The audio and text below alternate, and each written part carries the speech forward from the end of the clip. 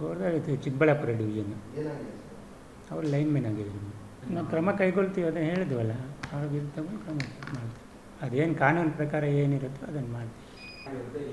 ಆಯ್ತು, ನಾವು verify check ಮಾಡಿಬಿಟ್ಟು ಮಾಡಿಸ್ತೀವಿ ಬಿಡಿ. ನಾವು ವರದಿ ತರಿಸ್ಕೊಂಡು ವರದಿ ಪ್ರಕಾರ ಮಾಡ್ತೀವಿ.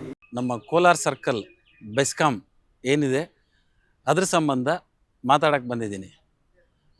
ಕಳೆದ 1.5-2 ತಿಂಗಳ ಹಿಂದೆ ಗೋವರ್ಧನ್ ಸಾಗರ್ ಅವರು ಮತ್ತು ಇತರೆ 3-4 ಜನ ಕಾನೂನು ಬಾಹಿರವಾಗಿ ಲೈನ್ಮೆನ್ ಆಗಿ ಆಯ್ಕೆ ಆಗಿದ್ದಾರೆ. ಅವ್ರದ್ದು ಅಟೆಂಡೆನ್ಸು ಲೈನ್ಮೆನ್ ಆಗಿ ಕೆಲಸ ಮಾಡಿಲ್ಲ, ಬೇರೆ ಬೇರೆ ಸ್ಥಳಗಳಲ್ಲಿ ಕೆಲಸ ಮಾಡಿ ನಿಜವಾಗ್ಲೂ ಲೈನ್ಮೆನ್ಗೆ ಸಿಗಬೇಕಾಗಿರೋವಂಥ ಕೆಲಸನ ಕಿತ್ಕೊಂಡಿದ್ದಾರೆ ಅಂತೇಳಿ ನಾನು ಆರೋಪ ಮಾಡಿದ್ದೆ. ಇವತ್ತು ನಾನು SC ಅವರನ್ನು ಭೇಟಿ ಮಾಡಿದ್ದೆ. ಅವರೇನು ಹೇಳ್ತಾರೆ ಅಂದರೆ, ನೀವು ದಾಖಲೆ ಕೊಡಿ, ನಾನೇನಾದರೂ ಕ್ರಮ ತಗೊಳ್ಬೇಕು ಅಂತ ಹೇಳ್ತಾರೆ. ದಾಖಲೆ ಕೊಡಿ ಅಂತ ನಾವು ಕೇಳಿದ್ರೆ ಆ ದಾಖಲೆನ ಅವ್ರು ನಮಗೆ ಕೊಡಬೇಕು ಮಾಹಿತಿ ಹಕ್ಕು ಕಾಯ್ದೆ ಅಡಿಯಲ್ಲಿ. ಅದಕ್ಕೆ 81J ಅಂತ ಹೇಳಿ ನಮಗೆ ರಿಪ್ಲೈ ಮಾಡ್ತಾರೆ, ಇದು ವೈಯಕ್ತಿಕವಾಗಿದೆ, ನಾನು ಈ ದಾಖಲೆ ಕೊಡ್ಲಿಕ್ಕೆ ಬರಲ್ಲ ಅಂತ. ಅಂದರೆ ಇವ್ರ ಹತ್ರ ದಾಖಲೆ ಇದೆ, ಆ ದಾಖಲೆ ನೋಡಿ ಪರಿಶೀಲನೆ ಮಾಡಿ ಇವರು ಎಲ್ಲಿ ಕೆಲಸ ಮಾಡಿದ್ದಾರೆ, ನಿಜವಾಗ್ಲೂ ಕಂಬ ಹತ್ತಿದಾರಾ ಅಥವಾ ಈ ಕಂಬ ಹತ್ತೋ ಸ್ಥಿತಿಯಲ್ಲಿದ್ದಾರಾ, ಆಮೇಲೆ ಈ ಕಂಬ ಹತ್ತಕ್ಕೆ ಈಗ ಅವ್ರು ಬರ್ತಾ ಇದೆಯಾ, ಆಮೇಲೆ ದಿನ ಇವತ್ತು ಅಟೆಂಡೆನ್ಸ್ ಬರ್ತಾ ಇದೆ ಇವ್ರದ್ದು. 4 ಜನ, ಗೋವರ್ಧನ್ ಸಾಗರ್, ಬಡ್ಡಿ ಬಸವರಾಜ್, ಮಂಜುನಾಥ್, ಮನೋಜ್ ಕುಮಾರ್, ಈ 4 ಜನ. GR ಆರ್ಥೋಪೆಡಿಕ್ಸ್ ಕೋಲಾರ್ ಮೂಳೆ ಚಿಕಿತ್ಸಾ ಕೇಂದ್ರ. ಅತ್ಯಾಧುನಿಕ ತಂತ್ರಜ್ಞಾನ ಬಳಸಿ ಎಲ್ಲ ಮೂಳೆ ಸಂಬಂಧಿ ಸಮಸ್ಯೆಗಳಿಗೆ ಪರಿಹಾರ. ಜಾಯಿಂಟ್ ರಿಪ್ಲೇಸ್ಮೆಂಟ್, ಸ್ಪೋರ್ಟ್ಸ್ ಸಂಬಂಧಿ ಸಮಸ್ಯೆಗಳು, ಮೂಳೆ ಮುರಿತ, ಸ್ಪೈನ್ ಶಸ್ತ್ರಚಿಕಿತ್ಸೆಗಾಗಿ ನುರಿತ ಮೂಳೆ ತಜ್ಞರನ್ನು ಸಂಪರ್ಕಿಸಲು 7020532255ಕ್ಕೆ ಹಿಂದೆ ಕರೆ ಮಾಡಿ. ಬೇರೆ ಬೇರೆ ಕಡೆ ಕೆಲಸ ಮಾಡಿಕೊಂಡು ಅಲ್ಲಿರೋಂಥ ಅಟೆಂಡೆನ್ಸ್ನ ತಂದು ಲೈನ್ಮೆನ್ ಆಗಿ ತೋರಿಸ್ಕೊಂಡಿದ್ದಾರೆ, ಕೆಲಸಕ್ಕೆ ಇಡ್ಸ್ಕೊಂಡಿದ್ದಾರೆ. 92ರಿಂದ 16 ಜನ ಪಾಪ ಪ್ರಾಣ ಕಳ್ಕೊಂಡಿದ್ದಾರೆ, ಕೈಕಾಲು ಮುರ್ಕೊಂಡಿದ್ದಾರೆ ಈ ಕಂಬ ಹತ್ತಕ್ಕೆ ಹೋಗಿ. ಅವ್ರ ಕುಟುಂಬಗಳು ಬೀದಿ ಪಾಲಾಗಿದೆ. ಅದ್ರ ಬಗ್ಗೆ ಇವ್ರು ಯಾವುದೂ ನೋಡ್ತಾ ಇಲ್ಲ. ಇವರು ಹೊಸ್ದಾಗಿ ಬಂದು ಬೇರೆ ಅಟೆಂಡೆನ್ಸ್ನ ತಂದು ಸೇರಿಸ್ಕೊಂಡು ಕೆಲಸಕ್ಕೆ ಇಡ್ಸ್ಕೊಂಡಿದ್ದಾರೆ. ನಿಜವಾಗ್ಲೂ ಅವರು ಕೆಲಸ ಆ ರೀತಿ ಪಡ್ಕೊಂಡಿಲ್ಲ ಅಂತಂದರೆ ಅಟೆಂಡೆನ್ಸ್ನ ಪಬ್ಲಿಷ್ ಮಾಡ್ಬೋದಾಗಿತ್ತು, ಒಂದು ಉತ್ತರ ಕೊಡ್ಬೋದಾಗಿತ್ತು. ತಾವು ಮಾಡ್ತಾ ಇರೋ ಆರೋಪ ಸರಿಯಲ್ಲ, ನೋಡಿ ಇವ್ರದ್ದು ಈ ಥರ ನಮ್ಮ ಹತ್ರ ಅಟೆಂಡೆನ್ಸ್ ಇದೆ ಅಂತ. ಬಟ್ ಅದು ಯಾವುದೂ ಮಾಡ್ತಾ ಇಲ್ಲ. ಇದ್ರ ಜೊತೆಗೆ ನನಗೆ ಇತ್ತೀಚೆಗೆ ಮಾಹಿತಿ ಬಂದಿದೆ, ಚೇತನ್ ಅನ್ನೋರು ಟ್ರ್ಯಾಪ್ ಆಗುವಂಥ ಸಂದರ್ಭ, ಟ್ರ್ಯಾಪ್ ಆಗಲ್ಲ, ಅವರು ಕಂಪ್ಲೇಂಟ್ ಕೊಡ್ತಾರೆ.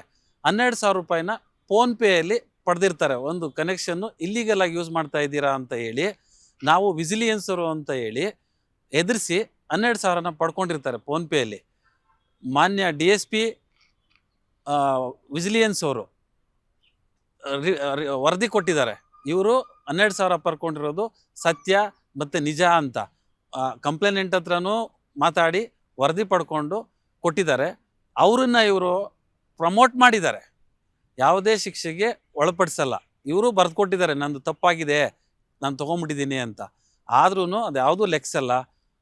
ಡಿಮೋಟ್ ಮಾಡೋದು ಅಥವಾ ಸಸ್ಪೆಂಡ್ ಮಾಡೋದು ಬಿಟ್ಬಿಟ್ಟು ಅವರನ್ನು ಪ್ರಮೋಟ್ ಮಾಡ್ತಾರೆ.